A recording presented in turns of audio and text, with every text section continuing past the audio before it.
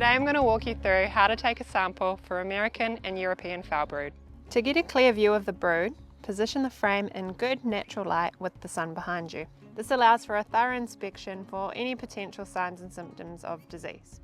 Disease signs may include an irregular brood pattern, perforated or sunken cappings, discoloured larvae, slumped or twisted larvae, scale, and in cases of American foulbrood, roping larval remains and protruding pupal tongue.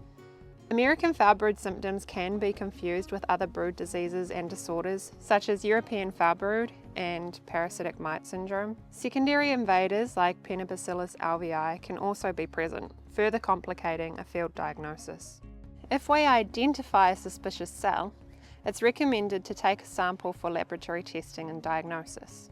To do this, using a clean matchstick, insert it to the bottom of the cell and gently swirl to collect your material. Place the matchstick in a sample jar and seal the sample jar. Once your gloves are off or your hands are clean, label the sample jar, making sure you record which hive the sample came from. If you find multiple suspicious cells, another option is to submit a 10 by 10 centimetre brood sample. Visit the Biosecurity Sciences Laboratory website for guidance on brood sample collection and submission. So just remember, every time you're finished with hives or in the apiary, to decontaminate your equipment and wash your hands or gloves.